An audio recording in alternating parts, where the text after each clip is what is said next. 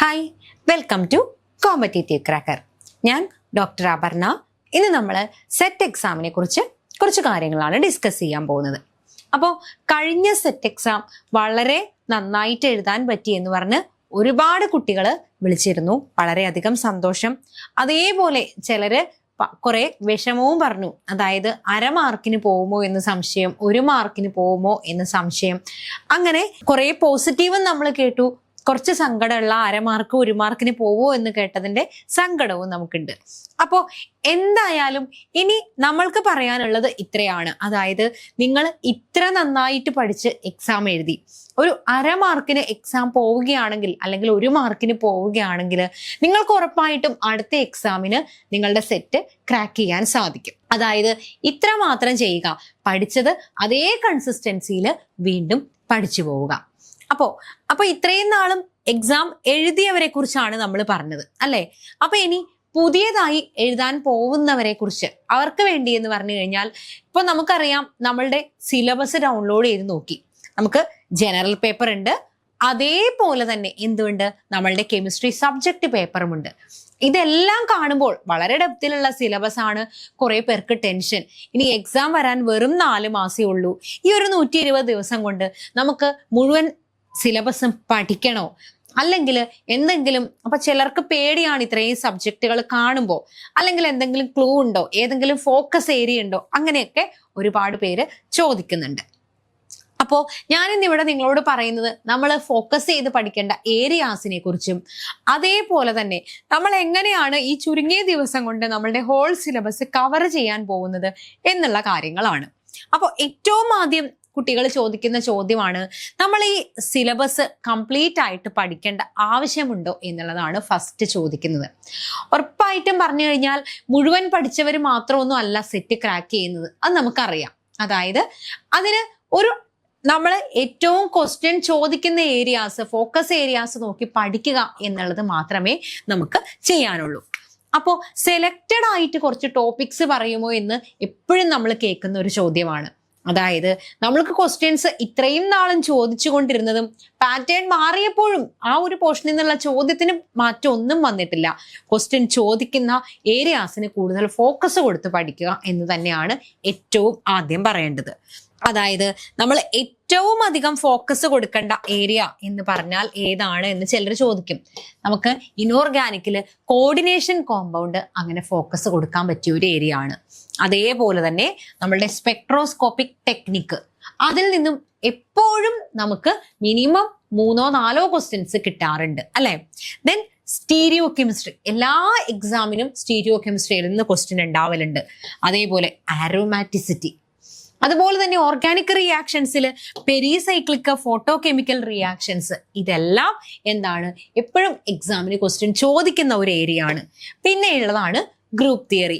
ഇത്രയും ടോപ്പിക്ക് നമ്മൾ നല്ല ഇമ്പോർട്ടൻസ് കൊടുത്തു പഠിക്കുക. അതിനുശേഷം നമ്മൾ പഠിക്കേണ്ടതാണ് നമ്മളുടെ റെപ്രസെന്റേറ്റീവ് എലമെന്റ്സിൽ നിന്നുള്ള സെലക്റ്റഡ് ടോപ്പിക്കുകൾ. അതേപോലെ തന്നെ നെയിമിംഗ് റിയാക്ഷൻസ് എല്ലാം പഠിച്ചില്ലെങ്കിലും കുറെ സെലക്റ്റഡ് ആയിട്ടുള്ള നെയിമിംഗ് റിയാക്ഷൻസ് നമുക്ക് പഠിക്കാം. പിന്നെ ഫിസിക്കലിൽ നിന്നും സ്റ്റേറ്റ്സ് ഓഫ് മാറ്ററും അതേപോലെ കൈനറ്റിക്സ്, തെർമോഡൈനാമിക്സ്, അതേപോലെ ഇലക്ട്രോ അനലിറ്റിക്കൽ മെത്തേഡ്സ്, ഇതൊക്കെയാണ് നമ്മൾ ഫോക്കസ് കൊടുത്ത് പഠിക്കേണ്ട ഏരിയകൾ. അപ്പോൾ അടുത്തത് ഇനി നമുക്ക് ചെയ്യേണ്ടത്, നമുക്ക് ആകെ 120 ഡേയ്സ് ഉണ്ട്. ഈ 120 ഡേയ്സ് അഥവാ 4 മാസം കൊണ്ട് നമ്മളുടെ സിലബസ് കവർ ചെയ്യാൻ പറ്റൂ എന്നുള്ളതാണ് വേറെ കുറെ പേരുടെ ഡൗട്ട്. അപ്പോൾ ഞാൻ നിങ്ങൾക്ക് വേണ്ടി ജസ്റ്റ് നമ്മളുടെ ഒരു സ്റ്റഡി പ്ലാനിന്റെ ഒരു പോർഷനാണ് കാണിക്കുന്നത്. കണ്ടോ, നമ്മൾ എങ്ങനെയാണ് ഇവിടെ സ്റ്റഡി പ്ലാൻ, നിങ്ങൾ ജോയിൻ ചെയ്യുമ്പോൾ തന്നെ നിങ്ങൾക്കൊരു സ്റ്റഡി പ്ലാൻ ഇവിടെ കിട്ടുന്നതായിരിക്കും. അതായത് നമ്മൾക്ക് ഉള്ള ടോട്ടൽ അവൈലബിൾ ആയിട്ടുള്ള ഡേയ്സിനെ നമ്മൾ ഡിവൈഡ് ചെയ്യും, അതേപോലെ നമ്മളുടെ സിലബസിനെയും എന്ത് ചെയ്യും, ഡിവൈഡ് ചെയ്യും. അങ്ങനെയാണ് ഓരോ ദിവസവും പഠിക്കേണ്ട ടോപ്പിക്സ് ഏത് എന്ന് നിങ്ങൾക്ക് ഒരു സ്റ്റഡി പ്ലാൻ ആയിട്ട് കിട്ടുന്നത്. ഫസ്റ്റ് പറഞ്ഞാൽ നോക്കൂ, ഡേ 1 to ഡേ 9 കൊണ്ട് നമ്മൾ യൂണിറ്റ് 1-ലെ 1 to 4 മൊഡ്യൂൾസ് കവർ ചെയ്യും. ഓക്കെ, അതിനുശേഷം വെറുതെ പഠിച്ചു പോകുകയല്ല നമ്മൾ ചെയ്യുന്നത്. എന്താ ചെയ്യുന്നത്, നമ്മൾ അതൊന്ന് റിവൈസ് ചെയ്യും. ഒരു ദിവസം എടുത്ത് അത് റിവൈസ് ചെയ്ത് ആ റിവൈസ് ചെയ്യുന്നതിനോടൊപ്പം ഒരു റിവിഷൻ എക്സാമും നമ്മൾ കണ്ടക്ട് ചെയ്യുന്നുണ്ട്. ഓക്കെ, അതേപോലെ തന്നെ ബാക്കി യൂണിറ്റിലെ 4 to 5 മൊഡ്യൂൾസ് നമ്മൾ ബാക്കി 11 മുതൽ 14 ദിവസം കൊണ്ട് കംപ്ലീറ്റ് ചെയ്യും. 15ാമത്തെ ദിവസം എന്ത് ചെയ്യും? വീണ്ടും റിവിഷൻ ആൻഡ് എക്സാം. അപ്പൊ നമ്മളിപ്പോ നോക്കൂ, 2 പ്രാവശ്യം ഒരു മൊഡ്യൂൾ റിവൈസ് ചെയ്ത് കഴിഞ്ഞു, അതുപോലെ 2 എക്സാമും എഴുതി. അപ്പൊ നമുക്ക് ക്വസ്റ്റ്യൻ പാറ്റേൺ, എത്രത്തോളം ക്വസ്റ്റ്യൻ വരുന്നു എന്നുള്ളതൊക്കെ ഒരു ഐഡിയ കിട്ടുന്നതാണ്. ദെൻ അടുത്തത് 16 മുതൽ 20 വരെയുള്ള ഡേയ്സിൽ യൂണിറ്റ് 2 ആണ് നമ്മൾ പഠിക്കാൻ സെലക്ട് ചെയ്യുന്നത്. യൂണിറ്റ് 2 1 to 2 ഫസ്റ്റും സെക്കൻഡും മൊഡ്യൂൾസ് ആണ് നമ്മൾ പഠിച്ചത്. അതിനുശേഷം 21st ഡേയിൽ നമ്മൾ എന്ത് ചെയ്യും? ഈ പഠിച്ച മൊഡ്യൂൾ യൂണിറ്റ് 2 2 മൊഡ്യൂളും റിവൈസ് ചെയ്യും. അതിൽ നിന്ന് ചോദിക്കാൻ ചാൻസ് ഉള്ള ക്വസ്റ്റ്യൻസ് ഒരു എക്സാം ആയിട്ട് നടത്തും. ഓക്കെ, അപ്പൊ എക്സാം എഴുതുന്നത് വഴി നിങ്ങൾക്ക് ടൈം മാനേജ്മെന്റ് എന്ന് പറഞ്ഞ വലിയൊരു സംഭവമാണ് നിങ്ങൾക്ക് കിട്ടുന്നത്. നിങ്ങൾക്ക് തന്നിരിക്കുന്ന ആ ഒരു ടൈമിൽ നിങ്ങൾക്ക് ക്വസ്റ്റ്യൻ വായിച്ച് ആൻസർ ചെയ്യാൻ പറ്റുക എന്ന് പറയുന്ന ടൈം മാനേജ്മെന്റ് ആണ് നിങ്ങൾ അവിടെ പഠിക്കുന്നത്. പിന്നെയുള്ളത് 22 മുതൽ 29 ദിവസമാണ്. അവിടെ നമ്മൾ യൂണിറ്റ് 2 റിമൈനിങ് മൊഡ്യൂൾ, അതായത് മൊഡ്യൂൾ 3 to 5 ആണ് കവർ ചെയ്യുന്നത്. അതേപോലെ തൊട്ടടുത്ത ദിവസം പഠിച്ചത് റിവൈസ് ചെയ്യുന്നു, വീണ്ടും എക്സാം എഴുതുന്നു. പിന്നെയുള്ളത് 31st to 35th വരെയുള്ള ഡേയില് യൂണിറ്റ് 3 മൊഡ്യൂൾ 1 to 2 ആണ് നമ്മൾ പഠിക്കുന്നത്. അതിന്റെ തൊട്ട ദിവസം എന്ത് ചെയ്യുന്നു? അത് റിവൈസ് ചെയ്യുന്നു, അതിന്റെ എക്സാമും എഴുതുന്നു. കണ്ടോ, ഇങ്ങനെയാണ് നമ്മളുടെ CCയിലെ സ്റ്റഡി പ്ലാൻ എന്ന് പറഞ്ഞ് പോകുന്നത്. അപ്പൊ നിങ്ങൾക്കറിയാം, നമ്മൾ പഠിക്കുക മാത്രമല്ല ചെയ്യുന്നത്, പഠിക്കുന്നു, റിവൈസ് ചെയ്യുന്നു, എക്സാമുകൾ എഴുതുന്നു. ഇത് വേറൊരു സ്റ്റഡി പ്ലാൻ ആണ്. കണ്ടോ, ഇതും നമ്മൾ ബാക്കി റിവൈസ് ചെയ്യുന്നതും മൊഡ്യൂളുകൾ വൈസ് റിവൈസ് ചെയ്യുന്നു, പഠിക്കുന്നു, റിവൈസ് ചെയ്യുന്നു, എക്സാം. കണ്ടോ, അപ്പോൾ ഇനി ഇങ്ങനെ ഒരു സ്റ്റഡി പ്ലാൻ വെച്ച് നമ്മൾ എങ്ങനെ പഠിക്കുന്നു എന്ന് ചിലർക്ക് തോന്നാം. ഇങ്ങനെ സ്റ്റഡി പ്ലാൻ തരുന്നുണ്ട്, എങ്ങനെ പഠിക്കും?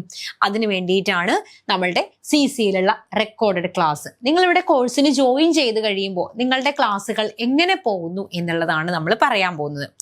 ആദ്യം തന്നെ നിങ്ങൾ സിലബസ് ആയിട്ട് ഡീറ്റെയിൽഡ് സിലബസ് അനാലിസിസ് ഉണ്ടാവും. അതേപോലെ തന്നെ പ്രീവിയസ് ക്വസ്റ്റ്യൻസും നിങ്ങൾക്ക് നിങ്ങളുടെ ആപ്പിൽ അവൈലബിൾ ആയിരിക്കും. ഓക്കെ, അതായത് നിങ്ങൾ ജോയിൻ ചെയ്യുന്ന ടൈമിൽ തന്നെ നിങ്ങൾക്ക് നിങ്ങളുടെ സിലബസ് ഫുള്ള് റെക്കോർഡ് ചെയ്ത റെക്കോർഡഡ് ക്ലാസ്സുകളുള്ള ഒരു ആപ്പിലാണ് നിങ്ങൾ ജോയിൻ ചെയ്യുന്നത്. അപ്പോൾ CCയുടെ ലേണിംഗ് ആപ്പിൽ ജോയിൻ ചെയ്ത് കഴിഞ്ഞാൽ നിങ്ങൾക്ക് സിലബസ് ഫുൾ കവർ ചെയ്യുന്ന റെക്കോർഡഡ് ക്ലാസ്സുകൾ അവൈലബിൾ ആയിരിക്കും. അത് ഇൻക്ലൂഡിങ് പ്രീവിയസ് ഇയർ ക്വസ്റ്റ്യനുകളും അതിൽ വർക്കൗട്ട് ചെയ്തിട്ടുണ്ടാവും. അത് നോക്കി നന്നായി പഠിക്കുക എന്നുള്ളതാണ് നമ്മൾ ചെയ്യേണ്ടത്. അപ്പൊ നമുക്ക് ഇപ്പൊ നിങ്ങളോട് പറഞ്ഞു, നിങ്ങൾക്ക് ഓരോ ദിവസവും പഠിക്കേണ്ട ടോപ്പിക്സ് തരും. ഈ മൊഡ്യൂളിൽ ഇത്ര ഭാഗങ്ങൾ എന്ന് പറഞ്ഞ് നിങ്ങൾക്ക് തരും. അപ്പൊ നിങ്ങൾ എന്ത് ചെയ്യുക? ആ മൊഡ്യൂൾ വൈസ് നിങ്ങളുടെ ആപ്പിലുള്ള റെക്കോർഡഡ് ക്ലാസ് കണ്ട് ആ ഒരു പോർഷൻ കംപ്ലീറ്റ് ചെയ്ത് പഠിച്ചു തീർക്കുക എന്നുള്ളതാണ് നിങ്ങൾ ചെയ്യേണ്ടത്. അപ്പോൾ ഒരു ദിവസം നിങ്ങൾ പഠിച്ചു തീർത്ത് കഴിഞ്ഞാൽ അന്ന് തന്നെ നിങ്ങൾക്ക് വർക്കൗട്ട് ചെയ്യാൻ, നിങ്ങൾ പഠിച്ചോ എന്ന് ഉറപ്പിക്കാൻ വേണ്ടി ഡെയിലി നിങ്ങൾക്ക് മിനിമം പറയുന്നത് നിങ്ങൾക്ക് 10 MCQ ഉള്ള ഓരോ ക്വസ്റ്റ്യൻസ് അല്ലെങ്കിൽ ഡെയിലി വർക്കൗട്ട് നിങ്ങൾക്ക് തരുന്നതാണ്. അതായത് നിങ്ങൾ ഇന്ന് പഠിച്ചു കഴിഞ്ഞത് കംപ്ലീറ്റ് ആയോ, ഓർമ്മയുണ്ടോ എന്ന് ചെക്ക് ചെയ്യുന്നതിന് വേണ്ടിയാണിത്. അതിനുശേഷം ഇതിനോടൊപ്പം തന്നെ റെക്കോർഡഡ് ക്ലാസ്സുകൾ നിങ്ങൾ കാണുന്നുണ്ട്. അതിനോടൊപ്പം CCയുടെ വലിയൊരു പ്രത്യേകതയാണ് ലൈവ് ക്ലാസ്സസ്. ഈ ലൈവ് ക്ലാസ് എന്ന് പറഞ്ഞാൽ റെക്കോർഡഡ് ക്ലാസ്സിൽ കണ്ട് നിങ്ങൾ പഠിച്ചു, നിങ്ങൾക്ക് എന്തെങ്കിലും ഡൗട്ട് വന്നു, അതാണ് ബാക്കി എല്ലാ കോച്ചിങ് സെന്ററിൽ നിന്നും CCയെ വ്യത്യസ്തമാക്കുന്നത്. നിങ്ങൾക്കൊരു ഡൗട്ട് വന്നു, എന്ത് ചെയ്യും? നിങ്ങൾക്ക് വിളിച്ചു ചോദിക്കാൻ നിങ്ങളുടെ മെന്റർ ഉണ്ട്. അതേപോലെ നമ്മളുടെ സ്റ്റഡി ഗ്രൂപ്പിൽ നിങ്ങൾക്ക് ചോദിക്കാം.